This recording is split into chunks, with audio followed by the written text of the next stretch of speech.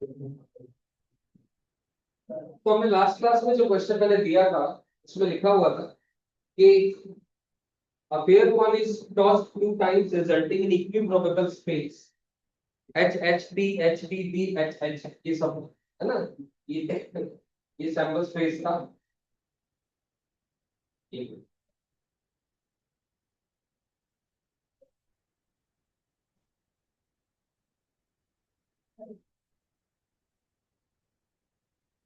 तो probability A की had occurring on the first toss had occurring on the first toss ए का probability था H T और H H. तो probability of ए आ गया था 1/2। टी की बात करूं had occurring on second toss T had H H. तो प्रोबेबिलिटी ऑफ बी आ गया 1/2 और सी की probability had occurring exactly on one toss तो टी एच एच टी ये भी प्रोबेबिलिटी 1/2 आ गई है ना। ये प्रोबेबिलिटी 1/2 आ गई। अब हमसे पूछा गया था कि हमने बताना था कि एबीसी पेयर वाइज इंडिपेंडेंट है म्यूचुअल इंडिपेंडेंट है क्या है। तो ए और बी का जो इंटरसेक्शन था अगर मैं ए इंटरसेक्शन बी की प्रोबेबिलिटी की बात करूं इन दोनों का कॉमन केवल एक ही केस आ रहा है एच एच आ रहा था दोनों में तो 1/4 हो गए क्योंकि टोटल केसेस तो सैंपल स्पेस में 4 आ रहे हैं। ठीक है ना 1/4। इसी तरह बी इंटरसेक्शन सी की बात करूं बी इंटरसेक्शन सी ये भी 1/4 आएगा और probability of C intersection A की बात करेंगे वो भी 1/4 है। है ना। नो डाउट हम जानते हैं कि अगर इंडिपेंडेंट इवेंट्स होने म्यूचुअली इंडिपेंडेंट तो P of A intersection B should be equal to P A into P B जो कि हाफ इंटू हाफ 1/4 आ रहा है। फिर बी और सी वाला भी हाफ इंटू हाफ आ रहा है और सी और ए वाला भी हाफ इंटू हाफ आ रहा है। ये बात सही है ना। ये बात फुल ट्रू कर रही है कि ये हाफ मल्टीप्लाइड बाय हाफ मिलकर के 1/4 आ रहा है। लेकिन अगर मैं बात करूं P of A intersection B intersection C है ना इसी की बात करेंगे हम लोगों ने A intersection B intersection C क्योंकि ए और बी का अलग बी और सी का अलग सी और ए का अलग उसे पेयर वाइज बोलते हैं। लेकिन म्यूचुअल इंडिपेंडेंस के लिए P of A intersection B intersection C should be equal to P into P B into P C. लेकिन A intersection B intersection C की प्रोबेबिलिटी 0 आ रही है। चेक कर लो कैसे वर्बली पढ़ेंगे। हेड अग्रीग on the first toss A कह रहा है हेड अग्रीग on the second toss B कह रहा है और सी कह रहा है head exactly on the one toss. पहली टॉस पे हेड आए एंड दूसरी टॉस पे हेड आए और एक ही हेड आए ऐसा तीनों एक साथ संभव नहीं है। तो इसका मतलब प्रोबेबिलिटी 0 आएगी। इसका मतलब ये इंडिपेंडेंट इवेंट्स नहीं। ये बात समझानी थी इस क्वेश्चन के थ्रू। क्लियर हो गई बात।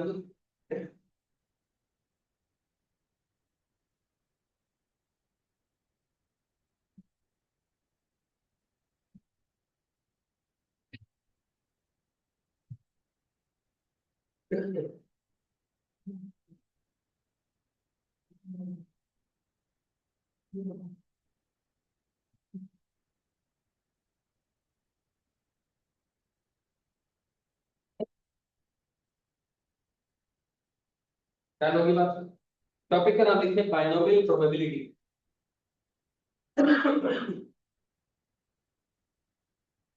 टॉपिक का नाम लिखते हैं binomial probability distribution. Binomial probability distribution.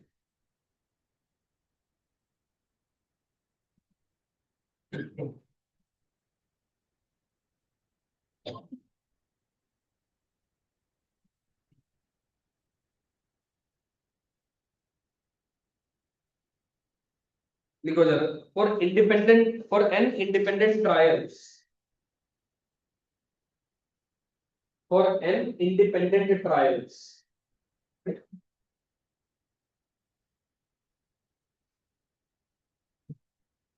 N independent trials की बात हो an independent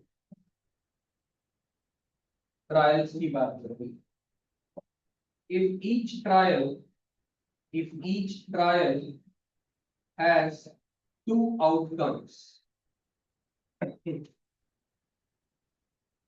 if each trial has two outcomes and independent trials का मतलब एक सिक्के को 10 बार उछाला। पहली बार उछाला इज इंडिपेंडेंट ऑफ दूसरी बार उछाला इज इंडिपेंडेंट ऑफ दूसरी बार। पहली बार में क्या आ रहा है, दूसरी बार में इस बात पे कोई निर्भर नहीं करता कि पहली बार क्या आया। ठीक है बात नहीं। ऐसे केसेस के लिए हम एन इंडिपेंडेंट ट्रायल्स में बाइनरी प्रोबेबिलिटी डिस्ट्रीब्यूशन का इस्तेमाल करें। मैंने क्या कहा, एन इंडिपेंडेंट ट्रायल से ईच ऑफ द पॉसिबल या each trial has two possible outcomes. कौन से दो आउटकम्स हैं, एक आउटकम को हम लोग सक्सेस मान लेते हैं, एक आउटकम को हम लोग फेलियर मान लेते। एक आउटकम को सक्सेस मान लेते और एक आउटकम आउटकम को फेलियर मान लेते हैं भाई। हो सकता है हम सक्सेस मान ले, हेड आना, फेलियर मान ले देना, या एक डाइस को 10 बार थ्रो किया, सक्सेस आना हम मान लेते हैं number greater than 5, greater than equal to 5 वो सक्सेस है, और 5 से कम नंबर आना हम उसको फेलियर मान लेते हैं। एक इंडिपेंडेंट ट्रायल में ऐसा हो रहा है, हर एक के अंदर में भी ऐसा हो रहा है, ऐसा माना जा सकता है। क्वेश्चन टू क्वेश्चन वेरी करेगा कब कहां पर किसी को सक्सेस माना जा रहा है और किसी को फेलियर माना। समझ में आ गई बात। और हमने मान लिया सक्सेस की प्रोबेबिलिटी को p मान लिया और फेलियर की प्रोबेबिलिटी को हमने q मान लिया, और हम जानते हैं कि p प्लस क्यू मान, किसी भी ट्रायल के अंदर में दो ही बातें होंगी, या तो सक्सेस होगा या फेलियर होगा, तो इसलिए सक्सेस की प्रोबेबिलिटी प्लस फेलियर की प्रोबेबिलिटी इज इक्वल टू 1 है। ये बात समझ में आ गई।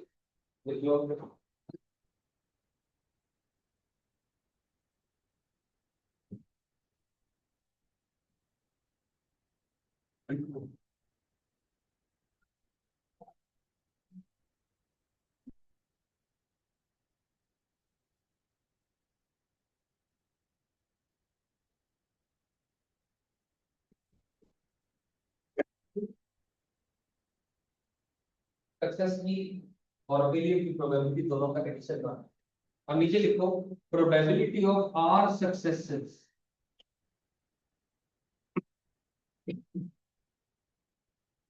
एन में से आर सक्सेसेस हुई, प्रोबेबिलिटी ऑफ आर सक्सेसेस का मतलब एन में से आर सक्सेसेस हुई इनटू पी की पावर आर इनटू क्यू की पावर एन माइनस आर। ये मतलब होता है, ये प्रोबेबिलिटी को निकालने का तरीका है एन इंडिपेंडेंट है। क्यों अभी बता रहा हूं बात पूरी। N C r into success की प्रोबेबिलिटी की पावर आर इनटू फेलियर की प्रोबेबिलिटी की पावर एन माइनस आर।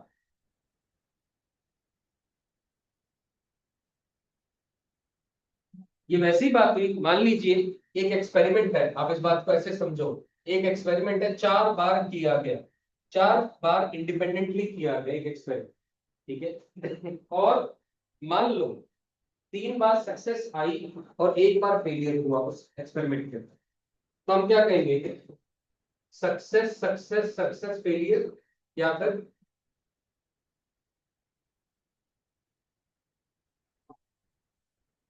मुझे क्या पता कौन सी टर्म में फेलियर आया, पहली में, दूसरी में, तीसरी में, चौथी में, चारों बार कर सकते हैं।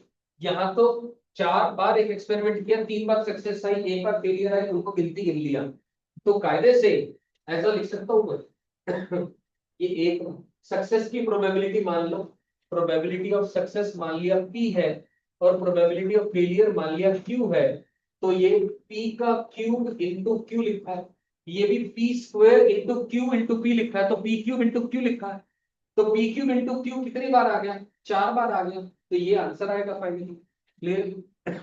इस बात को ऐसा नहीं बोलते हैं, एक ही बात है, 4 में से 3 सक्सेस आई इंटू पी की पावर 3 आई इंटू क्यू की पावर रिमेनिंग में फेलियर आ गया, 4 में से 3 में सक्सेस, 4 - 3 के अंदर में फेलियर, ये इसको लिखने का तरीका। तो इसलिए यहाँ पर बाइनोमियल शब्द का इस्तेमाल किया था।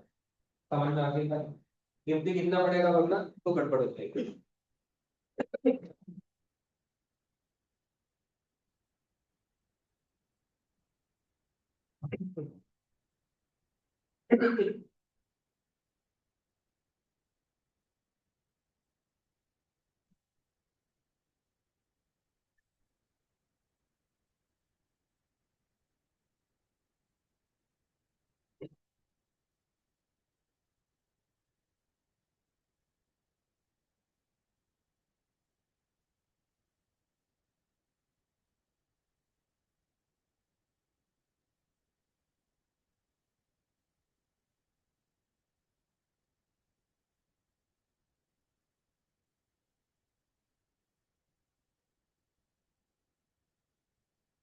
अब done,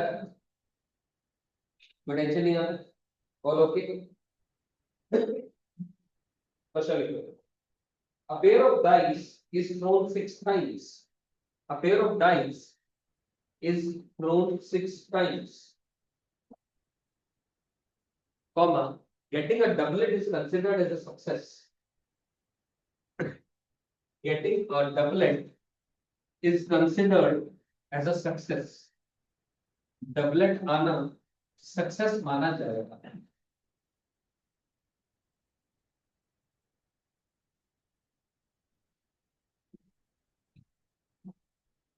Getting a doublet is considered as a success. Find the probability of find the probability of A part no success, B part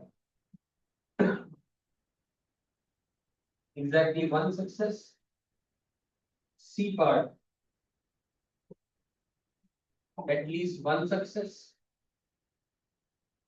D part at most one success.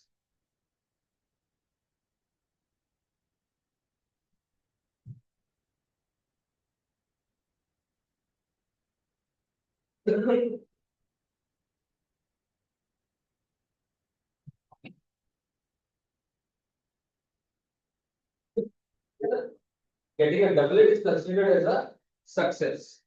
तो ठीक है, अब डबलेट आना 6/36 केसेस हो गए, है ना? 6 cases में 1 1 2 2 3 3 4 4 5 5 6 6।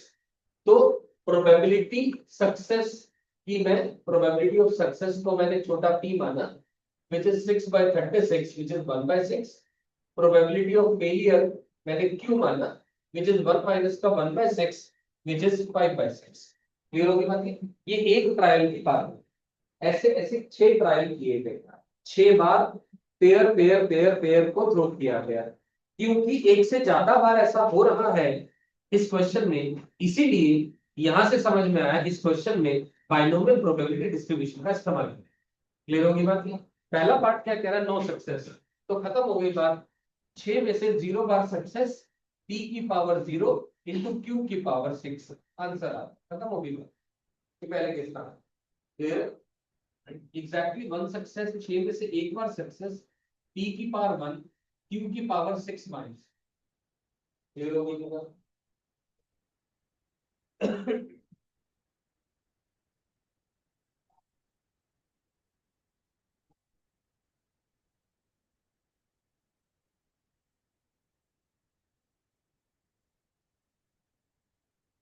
क्लियर होगी बात? अब तीसरा पार्ट है at least one success. At least one success का मतलब या तो एक बार सक्सेस, या 2 बार, या 3 बार, या 4 बार, या 5 बार, या 6 बार, है ना? तो मैं एक बार 6C1, फिर 6C2, 6C3, 6C4, 6C5, 6C6 ये कैसे करूंगा? या फिर ऐसा लिख दे 1 माइनस का नो सक्सेस, 1 माइनस का A part is your answer to this, ऐसा भी करूंगा। एक ही बात समझ में आ गई? 1 माइनस नो सक्सेस इज कम से कम एक सक्सेस,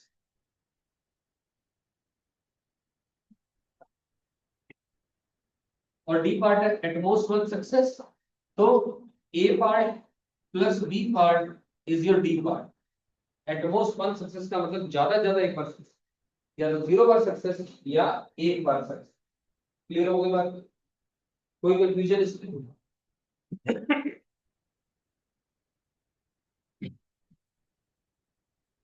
अगला क्वेश्चन लीजिए।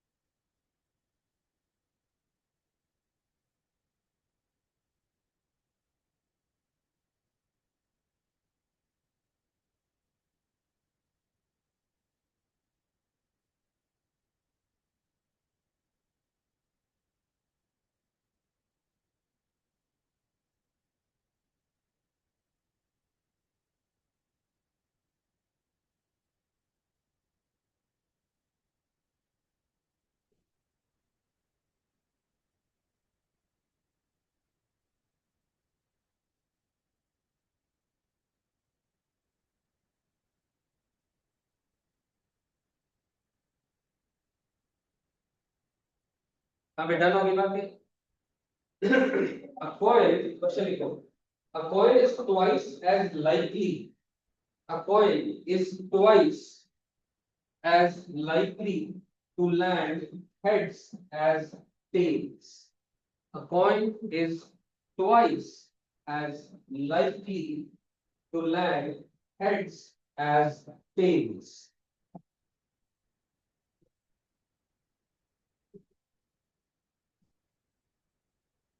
A coin is twice as likely to land heads as tails.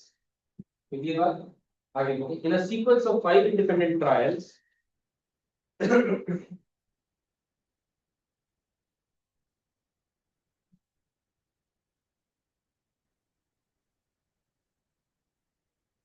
in a sequence of 5 independent trials, find the probability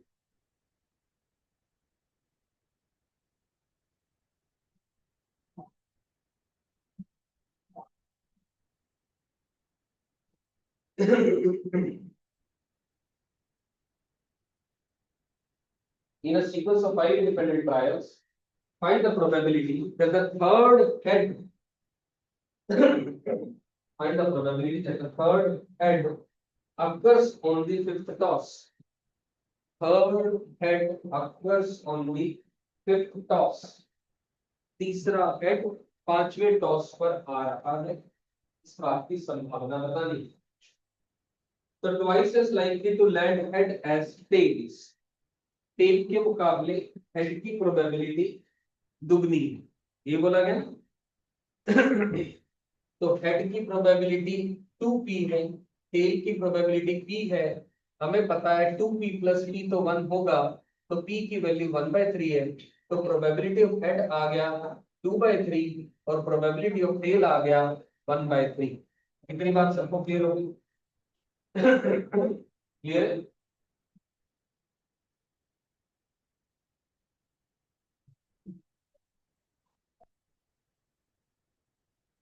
tell की प्रोबेबिलिटी और हेड की प्रोबेबिलिटी के बारे में बात करें.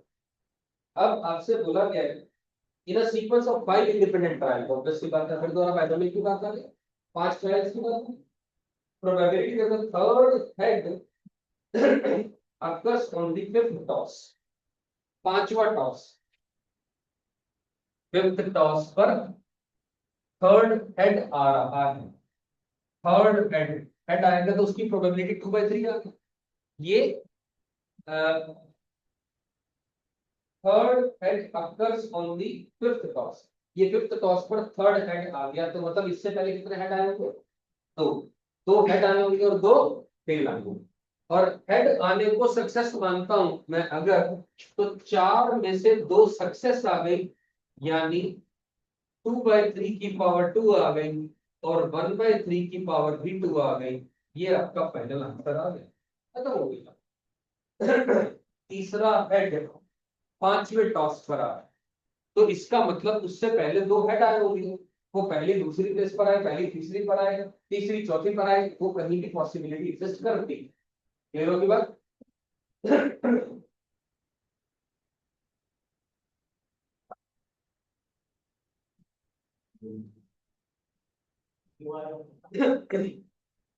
मैंने कहा 1 2 3 4 5, क्वेश्चन कह रहा है 5 ट्रायल्स होनी चाहिए और थर्ड हेड, यहां पर थर्ड हेड आना चाहिए.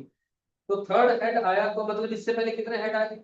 2. इन 4 में से 2 हेड आए और 2 टेल आए, तो 4c2 हेड की प्रोबेबिलिटी का स्क्वायर, टेल की प्रोबेबिलिटी का स्क्वायर इनटू पांचवी प्लेस पर हेड आने की प्रोबेबिलिटी. क्लियर होगी बात? समझ आ गया अच्छे से? पक्का? अगला क्वेश्चन लिखिए. A drunkard, a drunkard takes a step forward or backward. समझ गया वो? पता नहीं चल रहा उसको, ठीक है.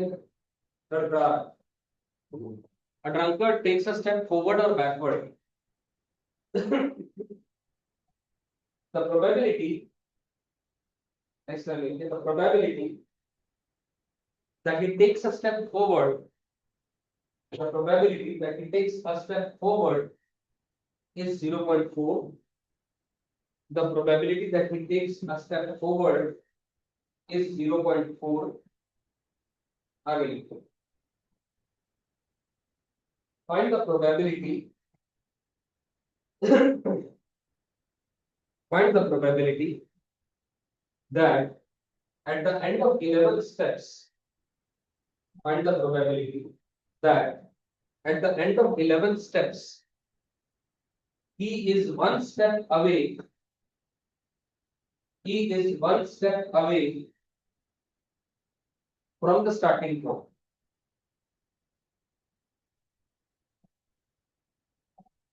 Find the probability that at the end of the 11th step is one step away from the starting point. Question समझ गया ना बात? ढूंढ रहा हूं उसको, ठीक है? पी के, ठीक है? तो आप समझ गए? कंपन क्वेश्चन समझ में आ गया? पक्का?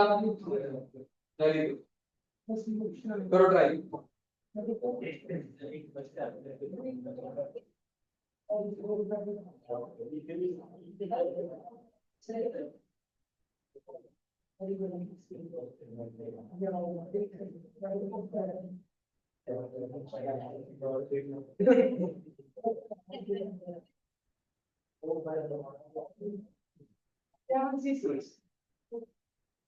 क्या 11/6 क्या? अच्छा जी, बस ये होगा। देखो ना, क्वेश्चन कहा गया है कि आगे जाने की प्रोबेबिलिटी उसकी 0.4 है और पीछे आने की प्रोबेबिलिटी 0.6 है। तो सक्सेस मान लो आगे जाना और फेलियर मान लो पीछे आना। अब वो कह रहा है 11 स्टेप के बाद ना जहां खड़ा है उससे केवल एक स्टेप की दूरी पर होगा। तो 6 आगे 5 पीछे या 5 आगे 6 पीछे, दोनों बातें संभव है। यानी 11c6 e की पावर 6 q की पावर 5 या फिर 11c5 p की पावर 5 इंटू q की पावर 6। खत्म हो गया। p की वैल्यू है 0.4 और q की वैल्यू है 0.6। खत्म हो गया। अंडरस्टूड है बात की? आगे समझ में सभी को? बनी का समझ में आ गया? पक्का?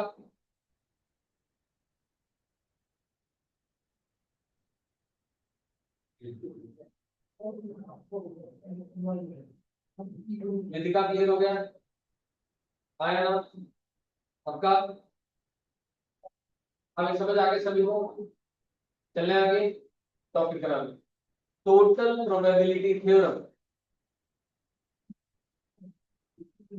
टॉपिक का नाम लिखेंगे टोटल प्रोबेबिलिटी थ्योरम।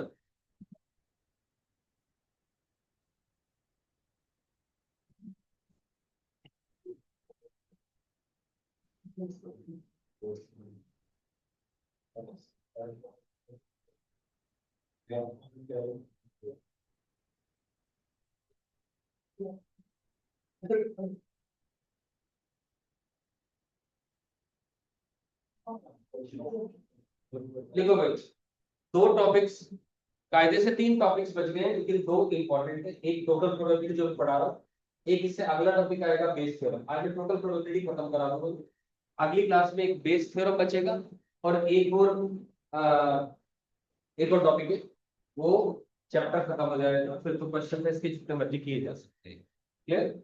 लिखिए चलो। Let capital S is the sample space. let capital S is a sample space and let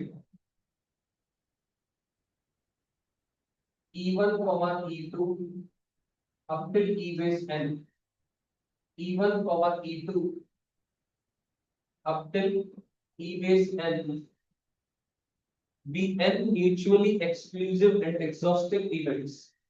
E1 E2 up till E base n be n mutually exclusive and exhaustive events.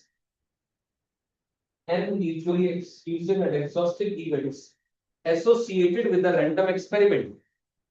Associated with a random experiment.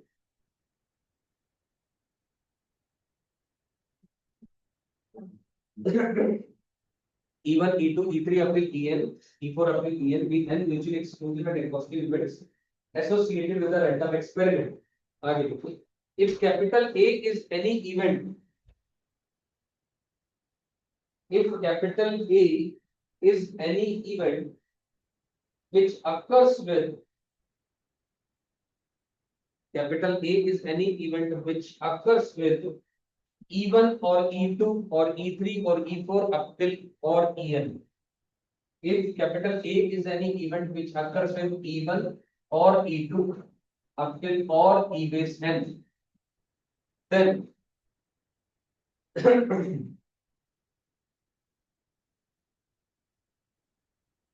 then probability of A is equal to probability of E1 into probability of A under the condition E1 plus probability of E2 into probability of A under the condition E2, and it goes on up till probability of E base n into probability of A under the condition E base n.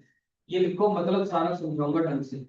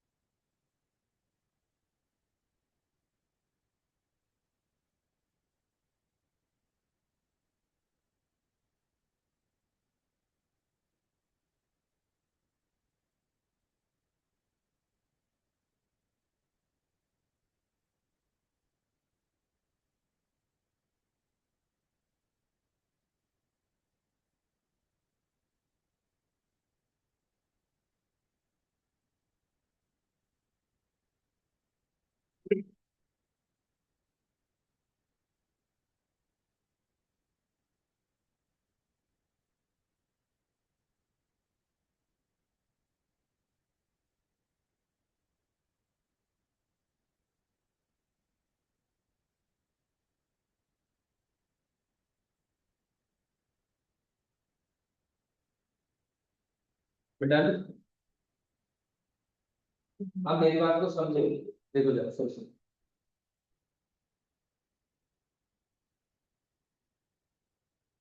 बोला चलो, मैंने कहा E1, E2, E3 अपने E base n के n mutually exclusive and exhaustive है। Mutually exclusive और exhaustive का मतलब पता है, इनका यूनियन मिलकर के सर्कल स्पेस है और इनका इंटरसेक्शन सभी का पाएंगे। ए एक ऐसा इवेंट है, उसका कुछ हिस्सा E1 के अंदर में है, कुछ हिस्सा E2 में, कुछ E3 में, कुछ E4 में, कुछ En के अंदर में। हो सकता है सब में, हो सकता है किसी किसी में, है ना। कुछ कुछ हिस्सा सभी के साथ कॉमन है। यानी मैं इसको ऐसा बोल सकता हूं कि ए जो इवेंट है वो ए का E1 के साथ यूनियन ए का E2 के साथ अब टिल यूनियन ए का ई बेस के n के साथ कुछ कॉमन हिस्सा है।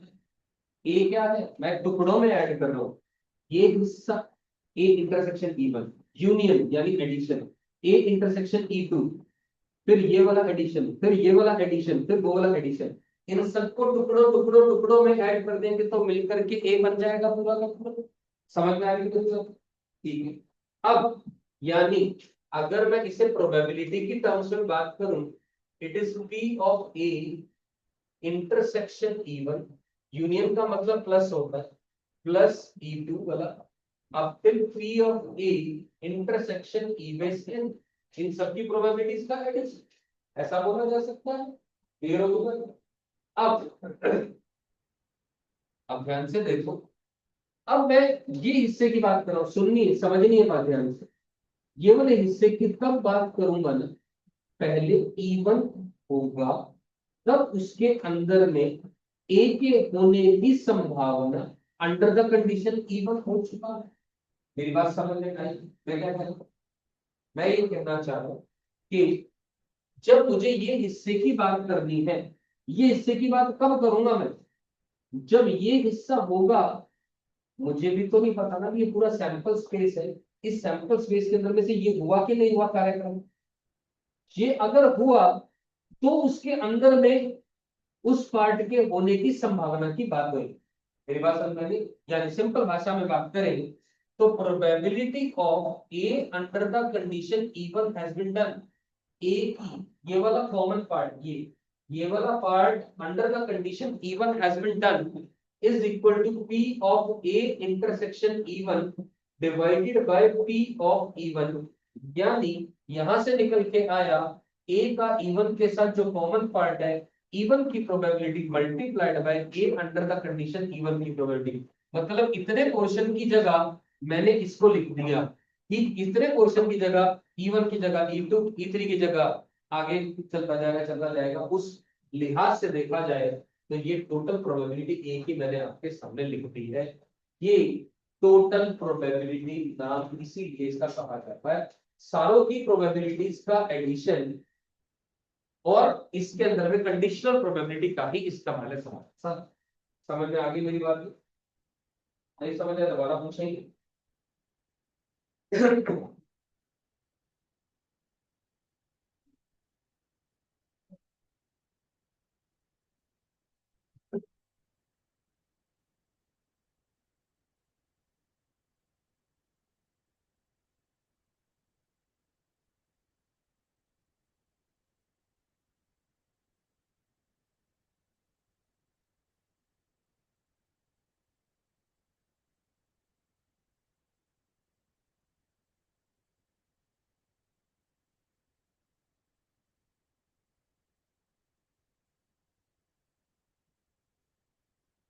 फ्राइडे को किसका टेस्ट है? फाइनल के बाद इसका पीएमसी का है। फाइनल के वो मिल गए थे, सॉल्यूशन मिल गए? लिए नहीं? मांगे भी नहीं? हो गए। पीएमसी का टेस्ट है फ्राइडे, फ्राइडे करो।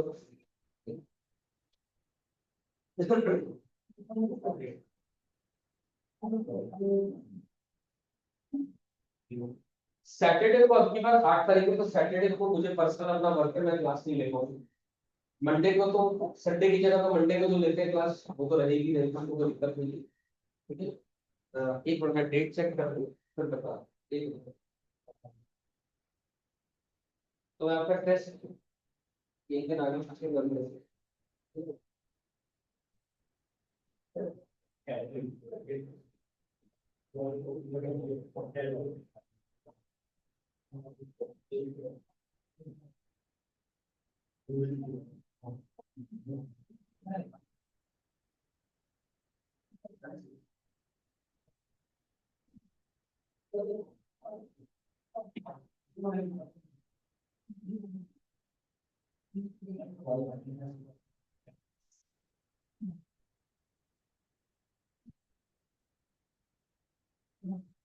फ्राइडे की जगह सैटरडे कर दे क्लास टेस्ट आपका।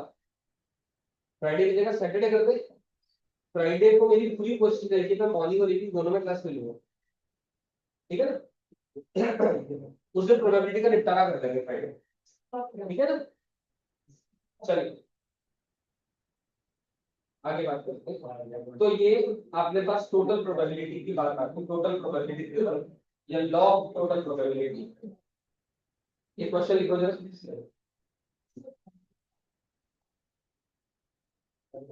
इन अ बोल्ट फैक्ट्री, दो क्वेश्चन कराऊंगा और ये पूरा टॉपिक समझ में आ जाएगा। दो क्वेश्चन के बाद आपकी छुट्टी होगी। ठीक है, दो क्वेश्चन कराऊंगा, इसमें 5 मिनट लगे, 10 मिनट लगे, 15 मिनट। मैं दो क्वेश्चंस के बाद, ये दोनों क्वेश्चंस कराने के बाद ये वाला टॉपिक खत्म, मैं क्लास फ्री कर दूंगा। In a bolt factory machines A, B and C in a bolt factory, comma, machines A, B and C manufacture respectively manufacture respectively 25%, 35% and 40%, 25, 35, 40% of the total boards, of the total boards. अगली line लिखिए, of their output, of their output 5% of their output 5%, 4%,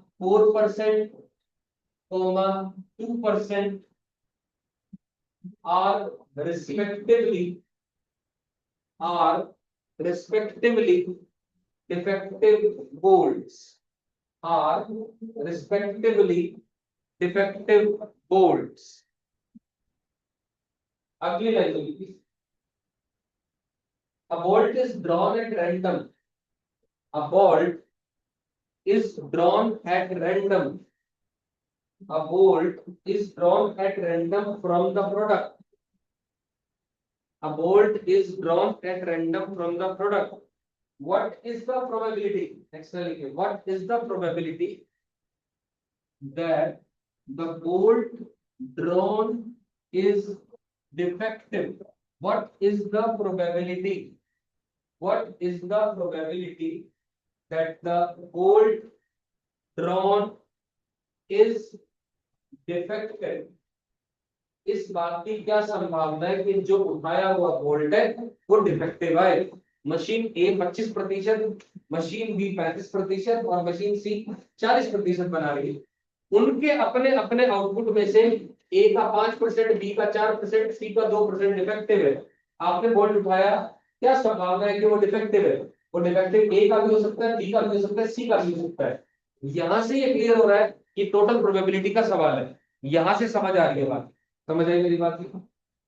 तो A की probability bolt, B O L D bolt, nut bolt वाला bolt, ठीक है ना? अब total probability के अंदर में हमने ये बात पढ़ी थी, है ना? तो सबसे पहले वो मशीन ए का प्रोडक्ट है, मशीन ए का प्रोडक्ट है तो 0.25 इनटू डिफेक्टिव प्रोडक्ट है अंडर द कंडीशन मशीन ए का है, तो 25 को 0.5 से मल्टीप्लाई करो, 0.05 से मल्टीप्लाई करो, फिर 0.35 को 0.04 से मल्टीप्लाई कर दो, प्लस 0.4 को 0.02 से मल्टीप्लाई कर दो। इसको सॉल्व कर दो, ये आपका डायरेक्ट आंसर आ गया लॉ ऑफ टोटल प्रोबेबिलिटी के थ्रू। समझ आ रही मेरी बात?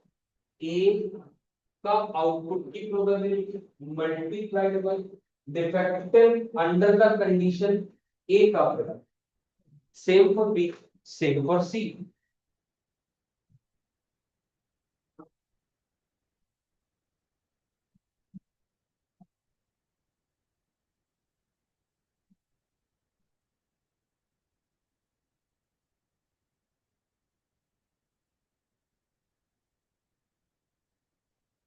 डन होगी बात? आगे समझ? अगला क्वेश्चन लीजिए।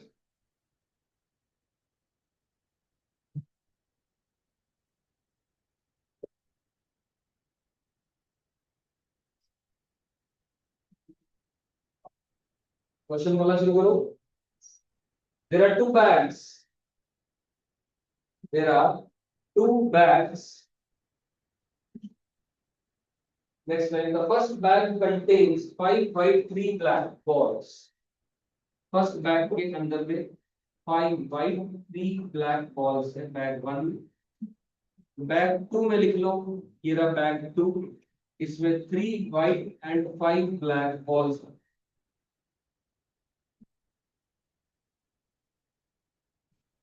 ठीक होगी बात?